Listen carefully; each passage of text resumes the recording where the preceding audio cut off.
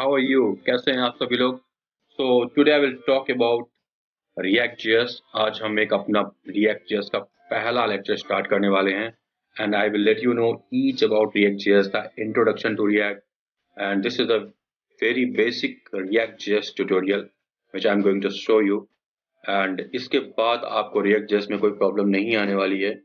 React JS क्यों आई है and why we are not choosing other framework compared to React.js, वो difference भी मैं आपको इसमें बताऊंगा। एंड ऑल्सो आपको ये भी बताऊंगा कि React.js के साथ अभी Vue.js भी आ गया है, React भी है, Angular भी है। तो कौन सा फ्रेमवर्क हम चूज करें? आखिर क्या है ऐसा React.js में जो हम ई कॉमर्स के लिए हो या किसी और डोमेन के लिए हो, हम React.js का ही यूज करें। And also I will let you no कि हु इन्वेंटेड दिस React.js का कंसेप्ट, कहाँ से आया, कहाँ से लोगों के माइंड में Vue.js का कॉन्सेप्ट आया, एंड कहाँ से गाइस लोगों के पास में एंगुलर का कंसेप्ट आया। That each and everything I will let you no in this session. And ये सेशन बहुत इंटरेस्टिंग होने वाला है और मैं आपको एक पीपीटी भी शेयर कर रहा हूँ जो आप इन फ्यूचर रेफर कर सकते हैं किसी भी React.js प्रोजेक्ट को बनाने से पहले। और React.js प्रोजेक्ट अगर आप बना रहे हैं तो आप किन किन बातों का ध्यान रखें। Suppose if we are using React.js और हमारे सिस्टम में नोड नहीं है तो npm क्या होता है, Node.js क्या होता है। अगर हमारे सिस्टम में npm ही इंस्टॉल नहीं है so we can not run our project, right. And also dependencies क्या है। सो ये सारी चीजें मैं आज आपको बताने वाला हूँ और आपको बहुत मजा आने वाला है। सो गाइस बने रहिए मेरे साथ में। And please guys, please subscribe and like my channel and please comments अगर आपको ये प्रेजेंटेशन पसंद आए। And also I am saying like ये प्रेजेंटेशन ऐसी है कि अगर आप खुद भी इस प्रेजेंटेशन को दोबारा अगर आप बनाएंगे and if you are going somewhere to present this document and present this code, so yes everybody would appreciate because ये बहुत ही बेसिक रिएक्ट के बेस पे बना हुआ प्रोजेक्ट है जो मैं कि डिटेल्ड लेवल पे लेकर के यहाँ पर आया हूँ। सो आपको समझने में बहुत इजी रहेगा एंड आपको बहुत ज़्यादा हडल नहीं करना पड़ेगा and you will easily understand the concept of the React.js। Fine guys. So पहले हम बात कर लेते हैं व्हाट इज रिएक्ट क्या है। तो guys, I have written in the PPT as well and I will let you know. So React is a front-end library developed by Facebook. React एक front-end library है और जो कि Facebook के द्वारा डेवलप की गई है, okay? And it is used to handling the view layer for web and mobile apps. React just allows us to create reusable UI component. अब दोस्तों reusable component क्या होते हैं? Reusable component means कि ऐसे component जिनको हम रीयूज कर सकते हैं। फॉर एग्जाम्पल मैं आपको एक एग्जाम्पल देता हूँ कि आपने कोई भी सपोज दैट कोई भी मटेरियल है उसको आपने बना लिया है अपने घर पे और उसको आप जगह जगह पर यूज कर रहे हैं। That is a physical example. If you are talking about the React, so React we have the component in the React. So suppose we have a component header and we are just using this header every time in each and every page, so that header part is a reusable component. So ये तो दोस्तों हो गई React.js की definitions और ये कहाँ से डेवलप हुई है and why we are using, and this is the table of content. So table of content basically we will see environment setup and we'll see your first React web application, then we will talk about the component, then we will talk about the JSX and virtual DOM. What is virtual DOM? What is real DOM? One is more, that is BOM, right? And stateless example, stateful example, like what is stateless component? So there's a component in React.js. Some components are stateless and some components are the stateful component. And we having some props. What is props? We will see later what is props, but basic difference बता देता हूँ। जो props होता है वो properties को hold करता है और उस प्रॉपर्टीज को हम एक पेज से दूसरे पेज में ट्रांसफर कर सकते हैं। सपोज दैट हमने एक पेरेंट कंपोनेंट बनाया है और एक चाइल्ड कंपोनेंट। तो हमें कुछ प्रॉपर्टी अगर पेरेंट्स कंपोनेंट से चाइल्ड कंपोनेंट में ट्रांसफर करनी है तो हम वहां पे प्रॉप्स का यूज करेंगे। प्रॉप्स मतलब प्रॉपर्टी, और हम प्रॉप्स मतलब प्रॉपर्टी को एक प्लेस से दूसरे प्लेस पर ट्रांसफर कर सकते हैं। मतलब पेरेंट्स की जो प्रॉपर्टीज होती है हम चाइल्ड में ट्रांसफर कर सकते हैं, right.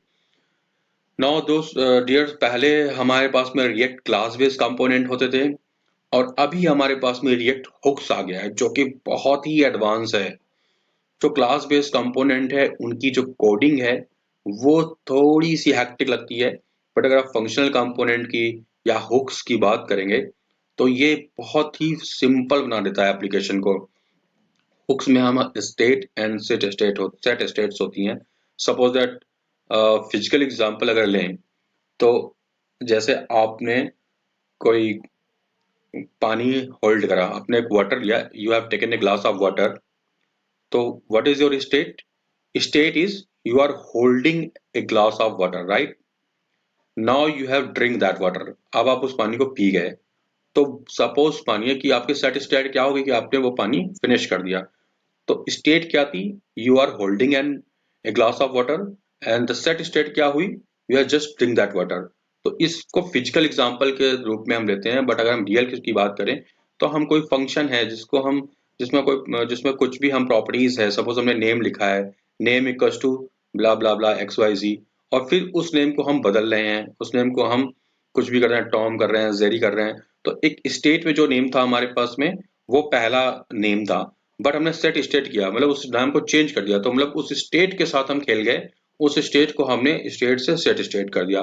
So that is the example of state and set state. इसमें हम देखेंगे advance component configuration with props, state and children. And finally हम ये भी सीखेंगे कि हम एपीआई कॉल कैसे करते हैं रिएक्ट में। API, how we call the API in React JS. So हम हो सकता है कि हम ये सारे टॉपिक ना कवर कर पाए, बट ये इनिशियल वीडियोस हैं तो इसमें जितने भी टॉपिक्स कवर होंगे वो मैं आपके कवर कर दूंगा इसमें। तो this is the table of content of React JS. Now अब दोस्तों हम बात कर लेते हैं कि Angular versus React versus Vue JS. जैसे हमारे देश में भी होता है कि इसके वर्सेस सब लोग कंपैरिजन करते हैं, कौन अच्छा है कौन बुरा है, किस में ज्यादा पावर है। तो पहले क्या होता था, in old age we have set up of HTML, then we have set up of JavaScript, then we have backend like ASP, .NET, JSP, all the things, right। वे हम बैकएंड डेवलपर क्या करते थे, बैकएंड में code करते थे, front end वाले HTML, CSS, JS ये सारे यूज करते थे। अब हुआ क्या, इसमें हमने इसमें हमने कुछ लेयर्स डिफाइन करी हैं। तो लेयर्स को डिफाइन करने का तरीका यही था कि हमने जैसे कुछ हमने अ, हमारे पास में सपोज दैट एक प्रोजेक्ट आया, तो प्रोजेक्ट के आर्किटेक्चर के ऊपर हमने देखा कि हमारा कौन सा फ्रेमवर्क इसमें सूट करता है, कौन सा फ्रेमवर्क इसमें फिट बैठता है, ठीक है। तो अब हम बात करते हैं कि Angular versus React versus Vue.js, इन तीनों में डिफरेंस क्या है। तो दोस्तों देखिए, एक हम व्यू डाल देते हैं इसमें। एंगुलर का जो कॉम्प्लेक्सिटी लेवल जो एंगुलर का है वो हाई है, रिएक्ट का उससे मीडियम है, और व्यू का इजी है। फाइन गाइस, तो इसमें चेंजेस आते रहते हैं। आई एम नॉट सेइंग कि ये थोड़ी पुरानी पीपीटी है, तो इसमें आप कुछ कुछ चीजें ऐसी हैं जो आपको ओल्ड मिल सकती हैं। अगर मैं दोबारा वीडियो बनाऊंगा तो उसको अपडेट कर दूंगा, ये मैंने एक साल पहले बनाई थी। तो अब इसमें कुछ कुछ चेंजेस मैं कर दूंगा बाद में जो भी एडवांस लेवल पे होंगे। तो कॉम्प्लेक्सिटी लेवल जो पहले हम देख पा रहे थे वो एंगुलर का हाई था, रिएक्ट का मीडियम था, और व्यू का थोड़ा सा इजी था। फाइन। फाइल साइज, अगर हम कोई भी प्रोजेक्ट इंस्टॉल करते हैं, अगर हम बात करते हैं मॉडल व्यू एंड कंट्रोलर की, तो हम एंगुलर का अगर साइज देखते हैं तो 500 केबी जाता है। रिएक्ट का जो हम साइज देखते हैं वो 100 केबी जाता है। एंड जो व्यू जेएस का साइज होता है वो 80 केबी जाता है। Load time, angular load time ज्यादा लेता है बिकॉज हम पूरी की पूरी पूरा का पूरा फ्रेमवर्क इंस्टॉल करते हैं, राइट। रिएक्ट क्या है, react is JavaScript basic library है। तो हम जो भी फंक्शंस हमें चाहिए वो फंक्शन हम कस्टम यूज कर लेते हैं, और इनबिल्ट कुछ कंपोनेंट होते हैं उनको भी हम ले सकते हैं, इंपोर्ट एक्सपोर्ट कर सकते हैं। तो एंगुलर का लोड टाइम जो है वो थोड़ा ज्यादा है, रिएक्ट का जो लोड टाइम है वो मीडियम है, एंड व्यू का काफी लो है। मतलब व्यू जो है थोड़ी काफी लाइट वेटेड है, राइट। एंड रिएक्ट भी लाइट वेटेड है, और अब एडवांस लेवल पे तो और भी लाइट वेटेड रिएक्ट हो रही है क्योंकि हम हुक्स यूज कर रहे हैं, राइट। अब देखिए जैसे गूगल ट्रेंड है, गूगल ट्रेंड में आप देख रहे हैं एवरेज कितना है, एंगुलर का 50 है, रिएक्ट का 90 है एंड व्यू का 45 है। ठीक है, ये थोड़ी सी ओल्ड पीपीटी है, तो 1 साल या 1.5 साल ओल्ड पीपीटी है, तो अब जो मैं नया दूंगा आपको उसमें हो सकता है कि कुछ कुछ चीजें डिफरेंशिएट हो जाएं, वो आप नेट पे भी चेक कर सकते हैं और देख भी सकते हैं। अब देखिए स्टैक ओवरफ्लो सर्वे क्या दिखाता है कि एंगुलर की जो रेटिंग है वो 74 दिखाता है, रिएक्ट की 203 दिखाता है, व्यू की 43 दिखाता है। अब अगर हम बात करते हैं, ये सब तो छोटी मोटी चीजें आप इसमें देख ही रहे हैं, आप इसको नेट से भी सर्च कर सकते हैं और आप गूगल भी कर सकते हैं। अब देखिए बात आती है कि अ, जो वर्जन है वो पहले 8 था, अब तो बहुत हाई हो गया है रिएक्ट का वर्जन, सॉरी एंगुलर का पहले 8 था, अब तो 15 भी आ गया है, 16 भी आ गया है। जब ये मैंने पीपीटी बनाई थी उस टाइम पे 8 था, रिएक्ट 16.6.3 था उस टाइम पे एंड व्यू 2.17 था, अब ये अपडेट हो गए हैं। ठीक है, अब मेन बात करते हैं कि एंगुलर यूज्ड बाई, तो ये गूगल और विक्स यूज करता है। रिएक्ट को फेसबुक एंड उबर यूज करते हैं, और भी यूज करते हैं बट आप ये एग्जाम्पल हैं स्मॉल स्मॉल। व्यू को Alibaba and GitHub GitLab use करते हैं। ऑफिशियल साइट इनके Angular dot I O Angular की, रिएक्ट के React dot O R G है एंड व्यू जेएस की Vue JS dot O R G है। इन साइट्स पर जाएं, आप चेक करें, आपको वर्जन डिफरेंट मिलेगा क्योंकि लेटेस्ट वर्जन आ चुका है। अब दोस्तों हम बात कर लेते हैं कि रिएक्ट क्या है। React is a JavaScript library for building user interface. User interface क्या है? यूआई मीन्स जो कि कस्टमर को दिखता है वो है, that is called the user interface. Okay, तो वो आपको समझना पड़ेगा। एक बार जैसे जैसे आप गो थ्रू करेंगे तो आपको चीजें मिलती जाएंगी इसमें। फाइन गाइस, तो और हम इसमें देखते हैं कभी कई बार मेरे सामने क्वेश्चन आता है कि इज रिएक्ट जस्ट लाइब्रेरी और फ्रेमवर्क। सो उसका सिंपल सा आंसर है, react is not a framework, react is a JavaScript library for building user interface. Okay guys, तो ये कंसेप्ट आपको क्लियर है कि रिएक्ट जेएस फ्रेमवर्क नहीं है, रिएक्ट जेएस एक जावास्क्रिप्ट की लाइब्रेरी है जो कि बिल्ड करता है यूजर इंटरफेस को। Fine, and it is also known as React JS and React dot JS, so did not get confused. आप कंफ्यूज मत होइए, कभी इसको हम रिएक्ट जेएस बोलते हैं, कभी रिएक्ट डॉट जेएस बोलते हैं। ठीक है, तो इसमें आप कंफ्यूज मत होइएगा प्लीज। अब बात कर लेते हैं कि हम रिएक्ट जेएस का यूज कैसे करते हैं, और ये भी देखें कि ये भी देख सकते हैं इसमें कि इसके यूज करने के हमें क्या बेनिफिट्स हैं, कितने हमारे पास में कैपेबिलिटी है कि इसको हम प्रोजेक्ट में अप्लाई कर सकते हैं। तो गाइज अब हम आते हैं इन्वायरमेंट सेटअप पे। तो रिएक्ट जेएस का जो इन्वायरमेंट सेटअप है उसमें हम सिंपल, जैसे हम ग्लोबल लेवल पे कोई भी चीज इंस्टॉल करते हैं, तो आज मैं आपको सिर्फ डॉक्यूमेंटेशन पढ़ाऊंगा, जो प्रैक्टिकल है वो मैं आपको सेकंड लेक्चर में दूंगा। So this is the first lecture, so here we have a documentation, तो आपको थोड़ा इजी हो जाएगा अगर आप डॉक्यूमेंट्स देख देख करके रिएक्ट जेएस को करेंगे, तो दैट वुड बी इजी। अब देखिए इन्वायरमेंट सेटअप में हम क्या करते हैं, npm install -g create react app। Fine, npm install -g create react app। तो create react app क्या करेगा, ये रिएक्ट की एप्लीकेशन को क्रिएट कर देगा। और मैंने जी लिखा है, इट मींस कि ग्लोबल लेवल पर। npm install -g create react app का मतलब हुआ कि ये क्रिएट रिएक्ट ऐप को क्रिएट करेगा। कहाँ पर करेगा? ग्लोबल लेवल पर करेगा। मतलब आप सिस्टम में कहीं पे भी npm इंस्टॉल, npm स्टार्ट और npm, मतलब आप चीजों को npm को कहीं से भी आप एक्सेस कर पाएंगे, राइट।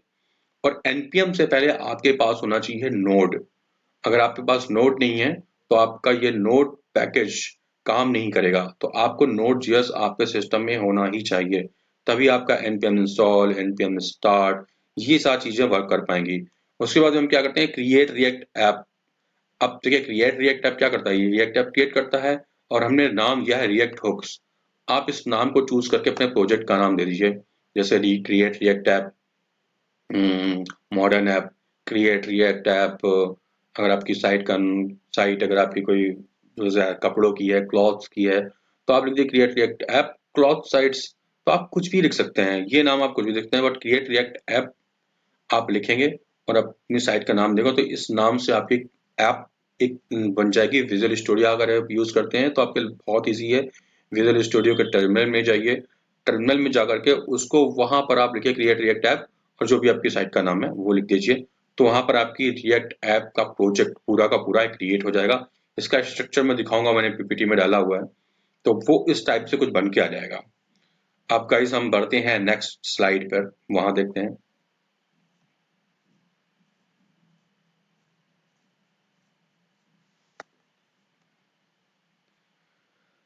अब गाइस हम बात करते हैं, सॉरी,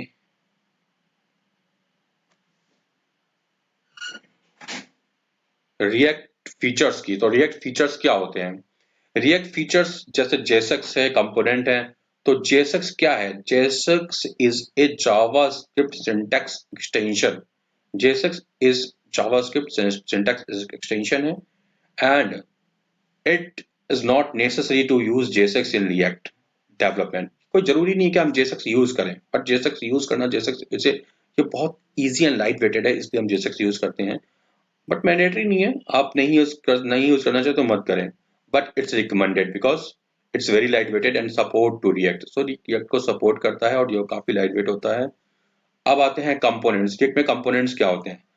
जैसे साइट्स थी पुरानी, तो हम उनमें बोलते थे कि ये हेडर है, ये फुटर है, दिस इज, तो उनको हेडर फुटर बोलते थे हम ओल्ड साइट में। एंड अब हमने क्या किया है कि रिएक्ट में header and footer and each and every parts को हमने डिफरेंट डिफरेंट कंपोनेंट में डिवाइड कर दिया है, ताकि वो कंपोनेंट हम कहीं पे जाकर उसको इनबिल्ड कर दें, एक्सपोर्ट कर दें, and we can use reuse that component.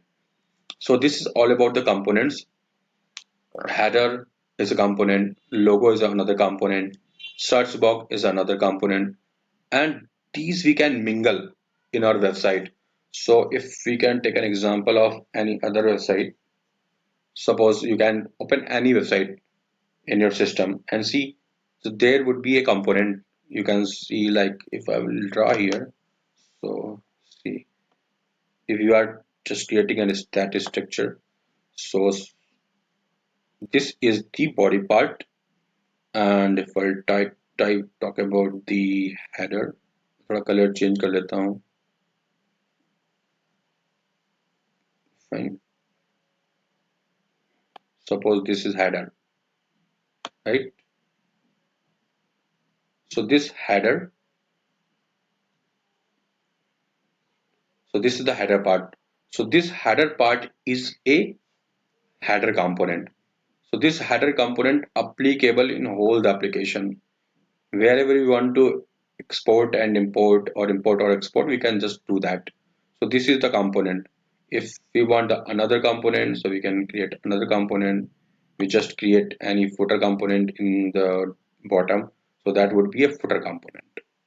Okay guys, so once we install the React.js, we just do the npm install react. So we will do see this kind of structure. If we write create React app, my app, so project name is my app, and this structure you will see node modules, public. So node modules, what is node modules? Node modules are modules which is you can just use according to your website need. So you have the node modules for chat, you have the node modules for slider. If you want to install the node module package, you can go to the site and just open up a website and write their node modules for slider. So you'll get the node modules for the slider, node modules for the frame, for the any component like checkboxes and other things, slider, moving animation. So you can get lots of node modules in the system in the website, and you can just download it, right? Public folder. So public folder we have index.html. Index.html, like previously we are using the index.html. In index.html, you know, we are writing the HTML, CSS and JavaScript part previously. Here in index.html, that is a base. That is a base of application where we are incorporated app.js. App.js, the CSS part and the JS part that we can import here, and we can just get the properties of particular import folder or particular import function. So, and you will get src. So what is src? It's a source. Here you can get the app.css, app.js, app.test.js, App.css, you will get the main CSS. Here, whatever CSS you will write here, that will impact whole the site. Suppose you write h1 tag, h2 tag, s3 tag, header, footer, and you can give the style in app.css. App.js, you can write the JS part in app.js. Suppose we have DOM, React Router, and React Router and routing the page from one page to another page. That is handled by the app.js. App.test.js. So you guys, in React.js we have a testing part as well. So now why React is very popular, because we are using testing tool Jest and Enzyme along with the React.js. If you want to use, we can use this one as well, React, Just and Enzyme, and we can do the testing of particular component. Suppose we are creating a header component, and someone want, okay, if you have written this code, so make sure that code is not broken. आपका code break नहीं होना चाहिए. अगर break हो रहा है तो आपके टेस्ट केस आपने लिखे हैं. पहले क्या होता था, we are writing that code and sometimes that code is destroyed because of some functionality. वो कोड ब्रेक होता था फंक्शनैलिटी के बेसिस पे, बिकॉज हमारे पास में टेस्टिंग टूल हम प्रॉपर नहीं थे. अगर मैं 2006 2007 की बात करूं, तब इतने अच्छे टेस्टिंग टूल नहीं होते थे, तो हम मैनुअल टेस्टिंग भी करते थे. कुछ साइट्स थी which will provide the test criteria और टेस्ट एप्लीकेशन, बट अभी हम we are using the Jest and Enzyme. So उसमें हम क्या कर सकते हैं, हम टेस्ट केस लिख करके उसको रन कर सकते हैं. तो जस्ट एन एंजाइम की हेल्प से we are writing each and every test cases. Test cases means कि we are just testing our application before deploying. So we can make sure that site will not break or our code will not break anyhow. So हम make sure करते हैं कि sites का जो भी code हमने लिखा है that would be pure, वो कहीं भी break नहीं होना चाहिए. Index.css, we can write the CSS here as well, index.css, and it will also impact the site. If you write some h1 tag, h2 tag, s3 tag here, so this will work. Index.js. Okay, we'll talk about that, like logo.svg, whatever. These are the images we are using. The fav icon like this, or maybe some logos we can use here. Fav icon you can here set in public folder. Fav icon, it means when you hit the URL, so before the URL there would be a small icon, that is the fav icon. Logo.svg means that would be a logo. You can just put it in your site and that would be your brand. Now we will talk about the git ignore. What is git ignore? So git ignore, basically if we want to push our code in the GitHub or Bitbucket, so whatever files we don't want to push, that we will just write in the git ignore. If any file we don't want to push in the server or maybe in the library like GitHub, Bitbucket, we don't want to push our code in the GitLab, so what we'll do, we'll just write that particular file name in the git ignore. So that will not go, if you are pushing your code, that will not go up in the server. Okay, and basically हम क्या करते हैं, किसी file को अगर हमें server ऊपर नहीं डालना है, गिटहब पे नहीं डालना है, तो उस फाइल का नाम हम गिट इग्नोर में टाइप कर देते हैं. तो वो फाइल जब हम कोड पुश करते हैं तो वो ऊपर नहीं जाती है. ठीक है. अब guys, package.json is very important. If we'll talk about the package.json, so that's the backbone, that is the backbone I can say in the React.js. तो package.json बहुत important है कि what is package.json, why we need the package.json. तो ये जब आप React का project बनाएंगे तो आपको package.json की बहुत नीड पड़ने वाली है, क्योंकि package.json में हम काफ़ी चीज़ें डिफाइन करते हैं जो भी हम प्रोजेक्ट में यूज़ करते हैं. जो वर्जन यूज़ कर रहे होते हैं वो package.json में होता है. एंड अगर हम कुछ और भी चीज़ें यूज़ कर रहे होते हैं, सपोज दैट हम लिसनर यूज़ कर रहे होते हैं, कुछ पोर्ट लिसन कर रहे होते हैं, अगर हम उस पोर्ट को ना यूज़ करके दूसरे पोर्ट में जाना चाहें तो भी हम package.json का यूज़ करते हैं वहाँ पे. और बेसिकली इसका एक डॉक्यूमेंटेशन है. मैं कहूँगा आप अगर package.json npm docs पे जाइए तो वहाँ पे आपको package.json की पूरी वो एक आपको पूरा डिस्क्रिप्शन मिल जाएगा, आपको हर चीज़ मिल जाएगी.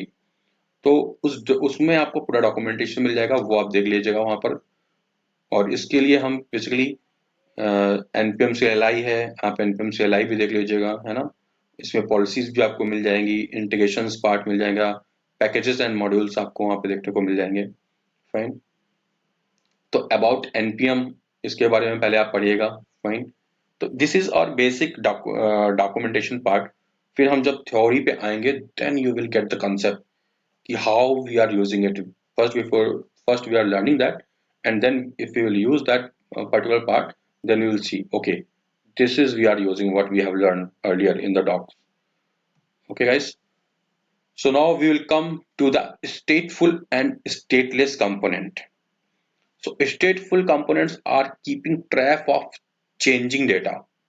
Stateful components are keeping track of changing data. Suppose हमने कोई डेटा लिया है और उसको हम चेंज कर देते हैं, तो स्टेटफुल कंपोनेंट उसका ट्रैक रखता है, एक मेमोरी रखता है कि हाँ ये हमने किया था पहले और उसको ये कर दिया है। सपोज किसी स्कूल का नाम था, उसका नाम XYZ था, हमने उसको चेंज करके RPL रख दिया। तो stateful components keeping tracking of the changing data. Okay, while stateless component means just kind of free component. So stateless component print out what is given to them via props. जो भी props में लिखा होगा वो stateless को ले लेगा। अब props में आप कोई वैल्यू चेंज कर रहे हैं, stateless component will work accordingly. So stateful components are keeping track of changing data, while stateless component print out what is given to them via props. Props I already told you कि props क्या होता है। props properties होती हैं जो कि हम एक कंपोनेंट से दूसरे कंपोनेंट में फेच कर सकते हैं और बहुत ही इजी तरीके से फेच कर सकते हैं। तो वो हम आगे देखेंगे। एक सिंपल सा कोड है, ये लिखा हुआ है, that is a very simple code, beginning of the React.js. So if we talking about the stateless example, so we just import React from React. अगर आपको कोड नहीं दिख रहा है तो मैं इसको थोड़ा बोल्ड कर देता हूँ। What we will write, import React from React, fine. And पहले क्लास बेस्ड कंपोनेंट चलते थे, अब तो हुक्स आ गया है, बट बेसिक्स हमें पता होना चाहिए। अगर बेसिक्स नहीं पता होंगे तो अगर आप कहीं इंटरव्यू फेस करने जाओगे तो क्लास बेस्ड कंपोनेंट का भी नॉलेज होना चाहिए। अगर वो नॉलेज नहीं है तो थोड़ा सा कहीं प्रॉब्लम हो सकता है, because interviewer first ask about the initial level of reactors, कहाँ से स्टार्ट हुआ, क्या हुआ, क्या होता है class based component, then he will come to the update one like functional component क्या होते हैं। तो see this class app extends React dot component then render then return. तो रेंडर फंक्शन यहाँ पे, फिर रिटर्न है। रिटर्न में हम क्या रिटर्न करते हैं, सपोज हमने हेडर कंपोनेंट रिटर्न करा है एंड कंटेंट कंपोनेंट रिटर्न करा है। This you will understand when we will do the practice of the code. Okay, तो अभी के लिए समझ लीजिए इतना। तो ये थोड़ा बहुत स्मॉल कोड है, इसको मैं बाद में बताऊंगा। ये स्टेट एंड अगर आपको दिख रहा है तो you can go through with this. मैं इसको बोल्ड कर देता हूँ। ये आपको तभी समझ में आएंगे प्रॉपर्ली जब मैं एक्सरसाइज करवाऊंगा। फिर भी मैं एक बार गो थ्रू कर देता हूँ। Import react component from react class app x tends component. यहाँ पे एक स्टेट है जिसकी काउंट है 0, मतलब स्टेट चेंज करने की मैंने बात बताई थी ना आपको। तो यहाँ पर स्टेट क्या है, 0 है। और अब हमने क्या किया, उस पे क्लिक करा है काउंट पे। एक होता है ना, हमने आपने सुना होगा काउंट इंक्रीज हो रहे हैं, काउंट डिक्रीज हो रहे हैं। जैसे हमारी स्टॉप वॉच होती है, हमने क्लिक किया तो काउंट बढ़ते जा रहे हैं, और उसको स्टॉप करा तो काउंट घट जाएंगे, सारे 0 पे आ जाएगा, राइट। तो हमने एक फंक्शन बनाया क्लिक काउंट। क्लिक काउंट में हमने क्या किया, दिस डॉट सेट स्टेट, मतलब स्टेट पहले क्या थी, दिस स्टेट वाज 0। अब हमने सेट स्टेट क्या किया, this dot state dot count +1, मतलब उस स्टेट में पहले 0 से 0 + 1 कर दिया तो उसकी वैल्यू 1 हो गई। फिर हम 1 + 1 कर रहे हैं तो उसकी वैल्यू क्या होगी, 2 हो गई। तो इसको रेंडर फिर रिटर्न करके हमने क्या लिखा, this dot state dot count. तो मीन्स ये इसके क्लिक काउंट के क्लिक करने पे इसमें हम एक काउंट प्लस करते जा रहे हैं। तो ये धीरे धीरे इसकी काउंटिंग क्या होती है, बढ़ती जा रही है। ठीक है दोस्तों, तो ये है स्टेट एंड सेट स्टेट। थोड़ा सा आगे बढ़ते हैं। ये मैं एग्जांपल इसलिए दे रहा हूँ ताकि आपको बाद में प्रॉब्लम ना आए। थोड़ा थोड़ा आपको पता होना चाहिए कि स्टेटलेस क्या होता है, स्टेटफुल क्या होता है, हम कैसे यूज करते हैं इसको। अब देखिए प्रॉप्स मैंने आपको बता दिया था ऑलरेडी। ये होता है set default property values directly on the component constructor instead of adding it to the react dom.render element। तो props क्या होता है, हम properties जो होते हैं वो fetch करते हैं एक component से दूसरे component में। अब इसको और easy वे में भी पढ़ सकते हैं, वो जब हम exercise करेंगे then you will get understand कि props का proper use क्या होता है। अब guys हम आते हैं, थोड़ा सा मूव करते हैं फर्स्ट, वैलिडेटिंग प्रॉप्स। अच्छा, हम प्रॉप्स लिख देते हैं, फिर हमें उसका वैलिडेशन भी करना होता है कि क्या ये एरे है, क्या ये बूलियन था, क्या ये ट्रू फॉल्स था।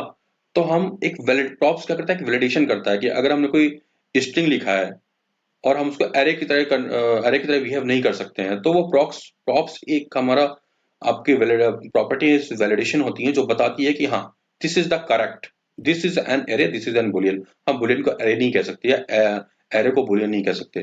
तो जैसे हम देखते हैं array this dot props dot prop array, array this dot prop boolean, तो means it's returning true false. True ट्रू फॉल्स अगर रिटर्न कर रहा है तो ये बुलियन है। फाइन। तो ये कुछ प्रॉपर्टीज हैं जो आपको पढ़नी है वैलिडेटिंग प्रॉप्स। तो वैलिडेटिंग प्रॉप्स क्या होता है? प्रॉपर्टीज वैलिडेशन करता है जो को आपको बताता है कि ये बुलियन है या ये एरे है। ओके, तो हम नेक्स्ट स्लाइड पे चलते हैं गाइस, थोड़ा जल्दी मूव करते हैं, टाइम की थोड़ी कमी हो रही है। अब देखिए ये लाइफ साइकिल मेथड है, that is a old life cycle method which generally people not using. But अगर आप किसी ओल्ड प्रोजेक्ट को पकड़ोगे और आप उसको हुक्स में कन्वर्ट करोगे तो आपको ओल्ड प्रोजेक्ट में ये सारी चीजें देखने को मिल जाएंगी। मैं एक बार जल्दी से इसको ग्रो थ्रू कर देता हूँ only for you. Okay, let me bold it. See guys, so component will mount आप देखेंगे, अगर component will mount is executed before rendering, before, अगर आप कोई ब्राउजर है उसमें किसी वेबसाइट को रन कर रहे हैं तो पहले वो जो यूआरएल है वो एग्जीक्यूट होगा बिफोर रेंडरिंग। अगर आपको कुछ मॉडिफिकेशन करने हैं तो आप कंपोनेंट विल माउंट में कर सकते हैं। अगर आपको कुछ यूआरएल अपेंड करना है या उसमें कुछ ऐड करना है तो कंपोनेंट विल माउंट में उस चीज को ऐड कर दीजिए, देन आप आइए दूसरे कंपोनेंट डेट माउंट में। कंपोनेंट डेट माउंट क्या करता है? Component in mount is executed after the first render only on the client side. Fine. Execute करता है after the first render only on the client side, and this is where AJAX request and DOM or state updates should occur. अगर मुझे कोई API fetch करनी है, we are writing fetch API then dot then data then dot then response of that data. तो कोई भी API अगर हम fetch करेंगे तो वो हम component date mount के अंदर लिखेंगे। कंपोनेंट विल रिसीव प्रॉप्स क्या होता है? Which component will receive props is invoked as soon as the props are updated before another render is called. Fine guys, तो ये कंपोनेंट विल प्रॉप्स का काम होता है। ये हम डीप में पढ़ेंगे once we will do the exercise को, आप पढ़ लीजिए। ठीक है, if you have any queries any problem then let me know. This is our basic documentation which you need to learn. अब ये जैसे कंपोनेंट विल माउंट है, डिड माउंट है, तो इनका मैं एक एक एग्जांपल आपको बताऊंगा, then you will get understand better. But first you need to read it, because if you don't know how what is the theory of the particular function then you cannot reach out the best. So जैसे should component update क्या है, component will update क्या है, component did update क्या है, component will unmount क्या है। अगर कोई वैल्यू माउंट होती है तो हम उसे अनमाउंट भी करते हैं, मतलब हमने कोई डाटा स्टोर किया है तो उसे रिलीज भी करना होता है। Fine, this is calling component will unmount. दोस्तों अब हम थोड़ा सा आगे बढ़ेंगे और मैं आपको एक बहुत अच्छा सा एग्जांपल देने वाला हूं। जैसे हुक्स आए थे 16.1 प्लस वर्जन में, and hooks are the functional that let you hook into React state and life cycle features from function components. तो हुक्स बहुत इंपॉर्टेंट है। हुक्स बहुत इजी कर देता है एप्लीकेशन को। हुक्स को पढ़ने में आपको बहुत ज्यादा मजा आने वाला है। एक एग्जांपल मैंने लिया है फिर से काउंटिंग का, तो आप देखिए import react use state from react const app const count and set count. तो इस पहले हमने इस काउंट को यूज स्टेट में क्या किया, 0 सेट कर दिया है। देन हमने काउंट क्लिक पे क्लिक करा है। काउंट क्लिक पे जब हम एंटर करते हैं तो सेट काउंट को काउंट प्लस 1 कर देता है। इट मीन्स कि हम जितनी बार क्लिक करेंगे उतनी बार हमारा ये इंक्रीमेंट होता चला जाएगा, because we have written set count count plus 1। Okay guys, मैं आपको एक इफेक्ट हुक्स हैं, जैसे हम कंपोनेंट अमाउंट यूज करते थे वैसे ही अब हम यूज इफेक्ट यूज करते हैं एपीआई को कॉल करने में, that I will let you know. तो जैसे अब आपको मैं नेक्स्ट टाइम एक्सरसाइज करूंगा नेक्स्ट प्रोजेक्ट में, then you will get more understanding about the all the things. कुछ ऑपरेटर्स हैं जो मैं ऑलरेडी अपने वीडियो में अपलोड कर चुका हूँ, वो आप देख सकते हैं। स्प्रेड ऑपरेटर है, जैसे हम एक एरे की वैल्यूज को दूसरे एरे में ट्रांसफर कर सकते हैं। ट्रिपल डॉट लगाएंगे तो ये स्प्रेड ऑपरेटर बन जाता है दोस्तों। Fine, and finally guys, we are come to all of the points here। कुछ बाकी है तो I will let you know in another video because ये चैनल बहुत lengthy हो जाएगा otherwise।